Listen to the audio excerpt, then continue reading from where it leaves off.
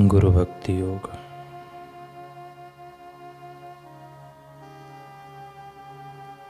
जीवन के परम तत्व रूपी वास्तविकता के संपर्क का रहस्य गुरु भक्ति। सच्चे शिष्य के लिए तो गुरु के वचन माने कानून। मुक्तात्मा गुरु की सेवा, उनके लिखे हुए ग्रंथों का अभ्यास और उनकी पवित्र मूर्ति का ध्यान, यह गुरु भक्ति विकसित करने का सुनहरा मार्ग है। जो शिष्य नाम, कीर्ति, सत्ता, धन और विषय वासना के पीछे दौड़ता है, वह सद्गुरु के चरण कमलों के प्रति सच्चा भक्ति भाव नहीं रख सकता है।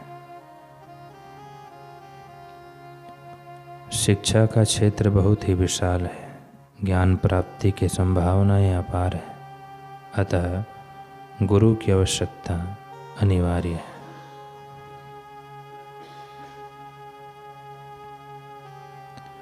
गुरु की सेवा, गुरु की आज्ञा का पालन, गुरु की पूजा और गुरु का ध्यान, ये चीज़ें बहुत महत्वपूर्ण हैं। शिष्य के लिए आचरण करने योग्य उत्तम चीज़ें हैं। बुद्धि को तेजस्वी रखने के लिए स्वाध्याय की आवश्यकता है, जिससे बुद्धि उल्टे मार्ग में ना जाए या उसका दुरुपयोग ना हो। उससे भी अधिक महत्वपूर्ण चीज़ है महात्माओं का सत्संग, अर्थात हमें गुरु करना चाहिए, जिससे हमें निरंतर मार्गदर्शन प्राप्त होता है।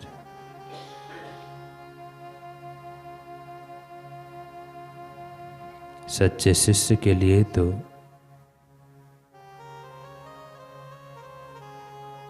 गुरु आज्ञा पालन करना सबसे बड़ा धर्म है।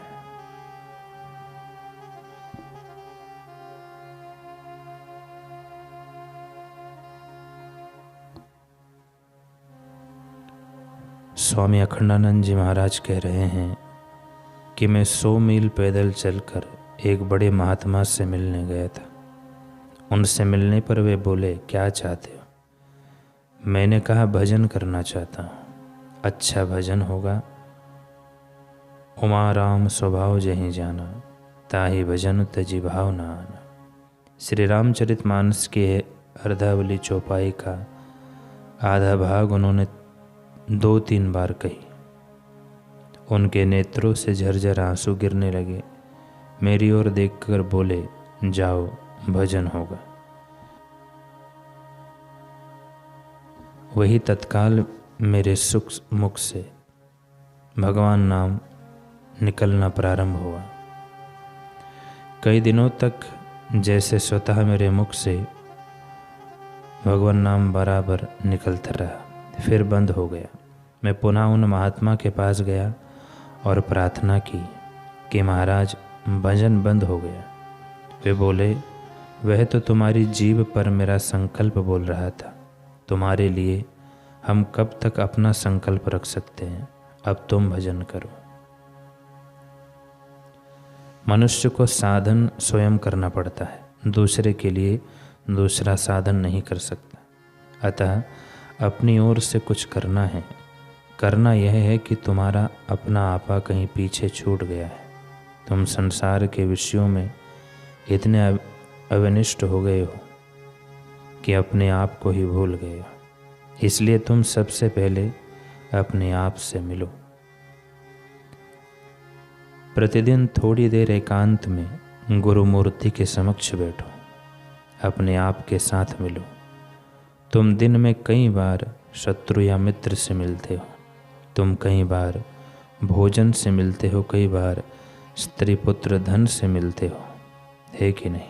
अच्छा, तुम अपने आप से कब मिलते हो? तुम सबसे तो मिलते हो, परंतु अपने आप से नहीं मिलते हो। प्रतिदिन थोड़ा समय ऐसा रखो जब तुम दूसरे किसी से ना मिलो और केवल अपने आप में बैठो। अपने आप को अपने आप के साथ जोड़ो। तो महाराज कैसे जोड़ें? गुरु मूर्ति के समक्ष बैठ जाओ अपने गुरु के स्वरूप का चिंतन करो।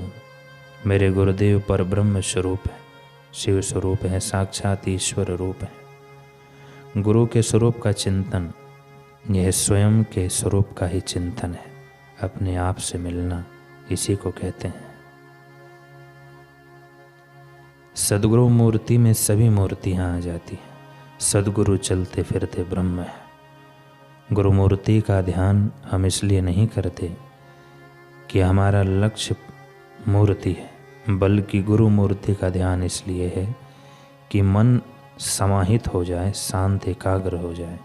सद्गुरु प्रत्यक्ष हैं, इसलिए उनका ध्यान कर मन समाहित किया जा सकता है और मन में निसंकल्प अवस्था प्राप्त हो सकती है। यदि एक बार साधक को निसंकल्प अवस्था की झलक आ जाए तो उसकी अनुभूति ही रस की ओर खींचती है। फिर साधक को साधना नहीं करनी पड़ती, बल्कि स्वयं होती है। गुरुपद अटकने के लिए नहीं है, गुरु मूर्ति एक द्वार है जन्म मरण के चक्र से बाहर निकलने का। जब हम गुरु मूर्ति को आगे रखते हैं तभी उनका ध्यान करते हैं और तब मन में केवल गुरु मूर्ति ही रह जाती है। अन्य सब मूर्तियां समाप्त हो जाती है, यानी संसार समाप्त हो जाता है। एकाग्रता के ध्यान का तात्पर्य यहाँ जीव सृष्टि समाप्त करने का नहीं है, बल्कि उससे मनुष्य के नए से नए संकल्पों का जो ताता है वह टूट जाता है और समाहित मन में परमात्मा की ही झलक रह जाती है, स्वयं की झलक रह जाती है। उसके अतिरिक्त अन्य कुछ नहीं रह जाता।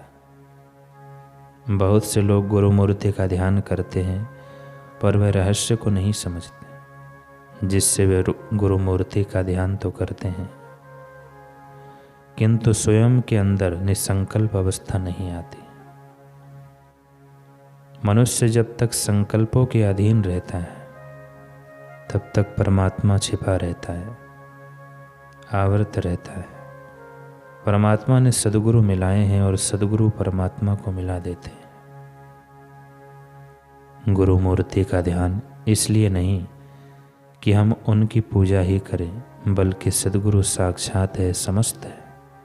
उनके ध्यान द्वारा मन की चंचलता तथा विक्षेप को जल्दी ही दूर कर सकते हैं और निसंकल्प संकल्प अवस्था को प्राप्त कर सकते हैं।